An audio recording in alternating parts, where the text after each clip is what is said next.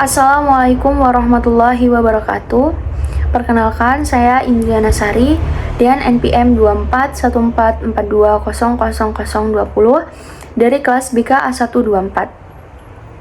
Di sini saya akan membandingkan antara teori ideal dengan implementasi di SMA Negeri 1 Minggir. Yang pertama, ada rasio guru BK. Teori ideal menurut Permendikbud nomor 111 tahun 2014 menyebutkan bahwa satu guru BK seharusnya menangani 150 sampai 160 siswa supaya setiap siswa bisa mendapatkan layanan konseling individual yang maksimal dan guru BK bisa fokus menangani masalah siswa satu persatu. Di Semansa 1 Minggir, jumlah guru BK itu ada 2 orang, sementara jumlah siswa sekitar 430 siswa.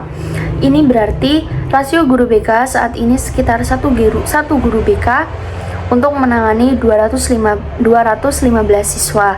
Meskipun sudah lebih baik dibanding jika hanya satu guru, rasio ini tetap lebih tinggi dibanding standar ideal.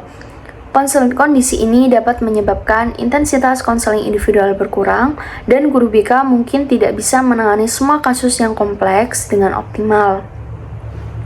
Dari kondisi ini, kami merekomendasikan agar sekolah bisa mengusulkan penambahan guru BK secara bertahap ke Dinas Pendidikan dan juga komunitas sekolah. Ini penting agar setiap siswa bisa mendapatkan perhatian yang cukup dan layanan konseling bisa berjalan lebih maksimal. Yang kedua, ada model BK komprehensif.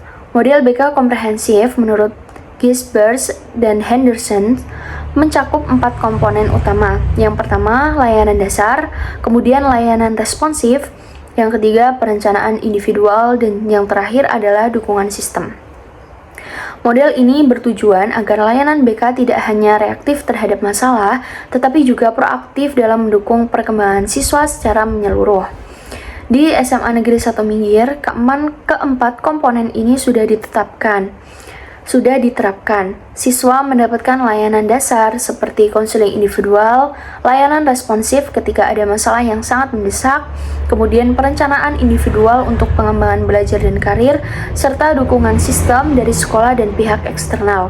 Meskipun demikian, pelaksanaan program ini belum terdokumentasi secara sistematis per tahun ajaran, sehingga sulit untuk memantau perkembangan dan juga efektivitas layanan secara menyeluruh. Kami merekomendasikan sebaiknya sekolah menyusun dokumen program BK komprehensif setiap tahun pelajaran. Dokumen ini bisa memuat analisis kebutuhan siswa, kemudian tujuan perkembangan seperti pribadi, sosial, belajar, dan karir, kemudian peta layanan, kalender layanan, serta indikator keberhasilan. Dengan begitu, layanan BK akan lebih terstruktur dan juga jelas, dan guru dapat merencanakan intervensi dengan lebih efektif. Yang ketiga adalah ruang konseling. Dalam teori ideal, ruang BK itu harus tertutup, nyaman, dan juga menjamin kerahasiaan agar siswa merasa aman dan bebas bercerita tentang masalah pribadi atau akademiknya. Di SMA Negeri 1 Minggir, berdasarkan hasil observasi, ruangan sudah cukup memadai, meskipun ada beberapa hal yang perlu diperhatikan, yaitu di dalam ruangan konseling itu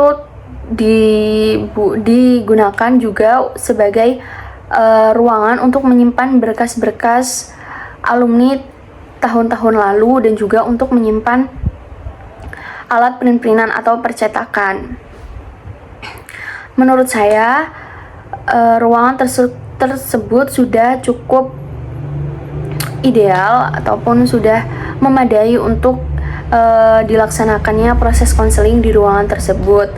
Mungkin untuk kedepannya ruangan konseling tersebut bisa lebih dibersihkan, yaitu dengan memindahkan berkas-berkas yang dahulu dan juga memindahkan alat percetakan tersebut di ruangan yang mungkin bisa lebih baik digunakan untuk menyimpan barang-barang tersebut. Kemudian selanjutnya ada kolaborasi sekolah, orang tua, dan juga lembaga eksternal. Yang kelima ada kolaborasi sekolah, orang tua, dan juga lembaga eksternal.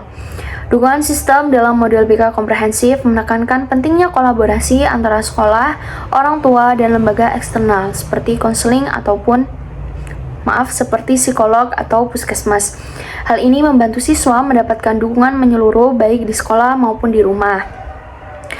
Di SMA Negeri 1 Minggir, kegiatan seperti home visit, kemudian konferensi kasus, dan rujukan ke pihak eksternal sudah dilakukan. Namun, komunikasi rutin dengan orang tua masih terbatas, sehingga dukungan dari keluarga terhadap perkembangan siswa belum maksimal. Dari hal ini, kami merekomendasikan agar sekolah membuat forum komunikasi BK dengan orang tua secara rutin setiap semester. Misalnya dengan seminar parenting remaja, kemudian sosialisasi layanan BK atau sharing kasus umum tanpa menyebutkan identitas siswa. Hal ini akan meningkatkan dukungan orang tua terhadap perkembangan anak, sekaligus memperkuat kolaborasi antara rumah dan juga sekolah. Secara keseluruhan, dari materi yang sudah saya paparkan, dapat diambil kesimpulan, di Semansa Minggir sudah menjalankan layanan BK sesuai teori komprehensif. Meskipun demikian, masih ada beberapa aspek yang perlu ditingkatkan, terutama dalam rasio guru BK, privasi ruang konseling, dan kolaborasi dengan orang tua. Dengan perbaikan di area-area ini, layanan BK dapat berjalan lebih optimal, profesional, dan nyaman bagi seluruh siswa. Sekian pemaparan materi dari saya, kurang lebihnya saya mohon maaf. Saya akhiri, wassalamualaikum warahmatullahi wabarakatuh.